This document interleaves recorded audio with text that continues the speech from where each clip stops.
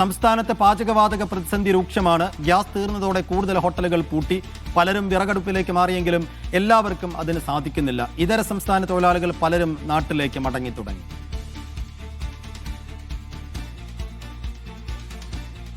തിരുവനന്തപുരത്ത് നിന്ന് അക്ഷയ, കൊച്ചിയിൽ നിന്ന് സിബി ജോസഫ്, കോഴിക്കോട്ട് നിന്ന് ടി നന്ദഗോപാൽ എന്നിവർ വിശദാംശങ്ങൾ നൽകും. ആദ്യം തിരുവനന്തപുരത്തേക്ക്. അക്ഷയ, എന്താണ് തിരുവനന്തപുരത്തെ സാഹചര്യം?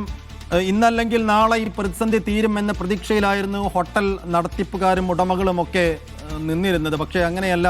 വേഗത്തിൽ ഈ പ്രതിസന്ധി പൂർണ്ണമായും ആയുന്നില്ല എന്ന കാഴ്ചയാണ് നമ്മുടെ മുന്നിലുള്ളത്. അതുകൊണ്ട് തന്നെ ഈ ഏറെക്കുറെ എല്ലാ ഹോട്ടലുകളിലും ഇന്ന് ജീവനക്കാർ, തൊഴിലാളികൾ പുറത്തുനിന്നുള്ളവരാണ്, ഇതര സംസ്ഥാന തൊഴിലാളികളാണ്. സ്വാഭാവികമായും തൊഴിലില്ലാതെ അവർ എത്ര കാലം മുന്നോട്ട് പോകുമെന്ന ചോദ്യമുണ്ട്. അവർക്ക് എത്ര കാലം കൂലി കൊടുക്കാൻ കഴിയുമെന്ന ചോദ്യം തൊഴിലുടമകൾക്കും ഉണ്ടാകും. അപ്പോൾ എത്ര പേരൊക്കെ അവിടെ നിന്ന് തിരുവനന്തപുരത്ത് നിന്ന് എത്ര തൊഴിലാളികളൊക്കെ നാട്ടിലേക്ക് മടങ്ങിയിട്ടുണ്ടാവും? അതിൻ്റെ ഒരു കണക്കുണ്ടോ? എത്ര ഹോട്ടലുകൾ നിലവിൽ പൂട്ടിയിട്ടുണ്ട്? പൂട്ടലിൻ്റെ വക്കിൽ എത്ര സ്ഥാപനങ്ങളുണ്ട്?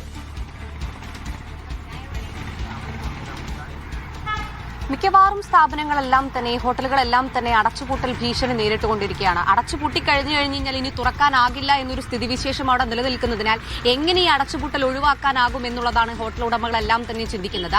അത്തരത്തിൽ പലരും വിറകടുപ്പിലേക്ക് മാറി തുടങ്ങി. സൈഫ് സൂചിപ്പിച്ചതുപോലെ തന്നെ ഇതര സംസ്ഥാന തൊഴിലാളികളൊക്കെ തന്നെ വീട്ടിലേക്ക് മടങ്ങി തുടങ്ങി. നേരത്തെ നമ്മളൊരു ഹോട്ടലിൽ പോയപ്പോഴൊക്കെ അവർ സംസാരിച്ചൊരു കാര്യം ഇങ്ങനെയായിരുന്നു. ചൈനീസ് വിഭവങ്ങൾ ഉണ്ടാക്കുന്ന അവരുമായി ബന്ധപ്പെട്ട് അവർ പുറത്തുനിന്നുള്ളവരാണ്, നോർത്ത് ഇന്ത്യയിൽ നിന്ന് എത്തിയിട്ടുള്ള തൊഴിലാളികളാണ്. അവരെല്ലാം തന്നെ അവരുടെ വീടുകളിലേക്ക് മടങ്ങിപ്പോയി. കാരണം ഗ്യാസ് ഇല്ലാത്തതിനാൽ ഈ ഡിഷുകളൊന്നും തന്നെ, ഈ ഭക്ഷണ പദാർത്ഥങ്ങളൊന്നും തന്നെ ആർക്കും കൊടുക്കാൻ വേണ്ടി കഴിയുന്ന ഒരു സാഹചര്യമല്ല നിലവിലുള്ളത്. ഞാനിപ്പോഴുള്ളത് ഒരു ഹോട്ടലിന് മുന്നിലാണ്. ഈ ഹോട്ടൽ അടച്ചുപൂട്ടിയിരിക്കുകയാണ്. ഗ്യാസിന്റെ പ്രതിസന്ധിയെ തുടർന്നാണ് അടച്ചുപൂട്ടിയിരിക്കുന്നത്. ചേട്ടാ, എന്നാ പൂട്ടിയത്? ഗ്യാസിന്റെ ക്ഷാമം കൊണ്ടാണ് പൂട്ടിയത്. ഞങ്ങൾ 5ഓളം സ്റ്റാഫുകളുണ്ട്. 3 അന്യസംസ്ഥാന തൊഴിലാളികളും അല്ലാതെ 2 മലയാളികളുമാണ്.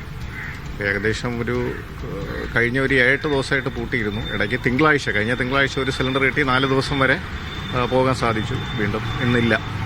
ഗ്യാസ് ഏജൻസിയെ വിളിച്ചിട്ട് അവർ ഫോൺ എടുക്കുന്നില്ല. അതാണ് സ്ഥിതി എന്ന് പറയുന്നത്.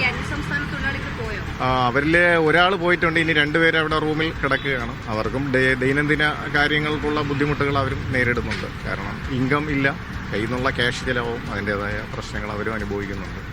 അപ്പോൾ അവർ മറ്റേതെങ്കിലും തൊഴിൽ തേടി പോകുന്ന സാഹചര്യമാണ് അതാണ് പറയുന്നത്. എന്നാണ് അവസാനമായിട്ട് ഗ്യാസ്?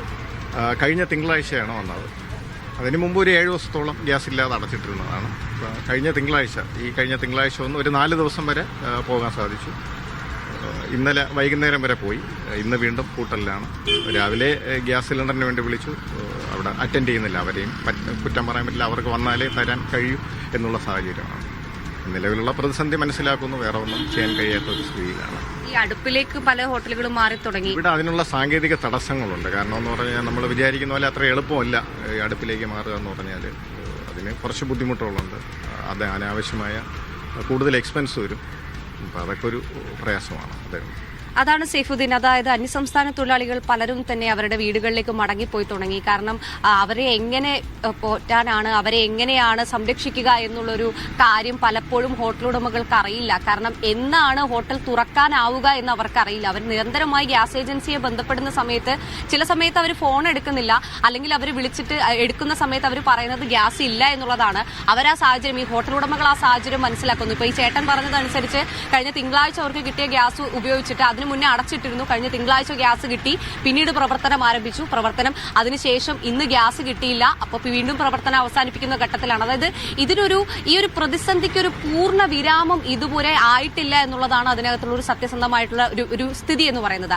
ഇപ്പോൾ തിരുവനന്തപുരം നഗരത്തെ സംബന്ധിച്ചിടത്തോളം നമ്മൾ നോക്കുകയാണെന്നുണ്ടെങ്കിൽ തമ്പാനൂര്, റെയിൽവേ സ്റ്റേഷനിലേക്ക് വന്നിറങ്ങുന്നവരൊക്കെ തന്നെ ഒരുപാടാണ്. മറ്റ് ജില്ലകളിൽ നിന്നെല്ലാം എത്തുന്നവർ ഒരുപാട് പേരാണ്. ദിനംപ്രതി പല ജില്ലകളിൽ നിന്നും തിരുവനന്തപുരം ജില്ലയിലേക്ക് എത്തുന്നവർ ഒരുപാട് പേരാണ്. അപ്പൊ അത്തരത്തിൽ ഒരുപാട് ഹോട്ടലുകൾ അവരുടെ മെനുവിലെല്ലാം തന്നെ മാറ്റം വരുത്തി തുടങ്ങി. എന്നിരുന്നാൽ പോലും ഇതിനൊരു പൂർണ്ണ വിരാമം എന്നാകും എന്നൊരു ആശങ്കയിലാണ് ഇപ്പോഴും ഹോട്ടൽ ഉടമകൾ എല്ലാവരും തന്നെയുള്ളത്. സീഫുഡ്.